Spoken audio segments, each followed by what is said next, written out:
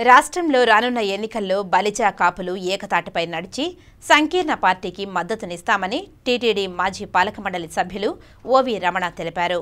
శుక్రవారం తిరుపతిలోని ఓ ప్రైవేటు హోటల్లో ఆయన మీడియా సమావేశం ఏర్పాటు చేసి ప్రసంగించారు.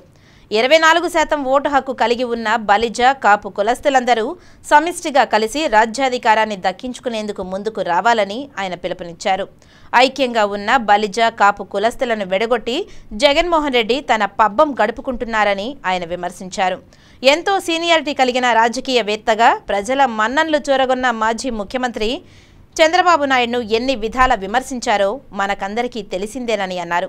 రాజ్యాధికారం కోసం ఎంతో కాలంగా పోరాటాలు చేస్తున్న మనం ఇక పోరాడే శక్తి లేదని, మన ప్రత్యర్థి మనకంటే శక్తివంతమైన వాడని, ఇతన్ని ఎదుర్కోవాలంటే మనమందరం ఏకతాటిపై నడవాలని ఆయన పిలుపునిచ్చారు. తెలుగుదేశం జనసేన పార్టీ సంకీర్ణ ప్రభుత్వం ఉండాలని నిర్ణయించుకోవటం చాలా సంతోషపడే విషయం, చాలా హర్షించదగ్గ విషయం. ఈ జాతికి ఇన్నాళ్ళు అత్యధిక దాదాపు 24-25% ఉండే ఈ జాతికి ఈ రోజుకు ఇన్నాళ్ళకు గాను మేమంతా కలిసి ఒక తాటిపైన వస్తున్నాము. మేమంతా కలిసి ఉద్యమాల్లో చేశాం, బీసీల కిందకి అడిగాం, రాజకీయ ప్రాబల్యం కల్పించుకొని అడిగాం, రకరకాలు అడిగితేనే తొక్కబడుతున్న ఈరోజు మేమంతా ఒక తాటిపైకి వచ్చి ఒక పార్టీకి తెలుగుదేశం జనసేన సంకీర్ణ ప్రభుత్వం మద్దతు ఇవ్వటమే కాకుండా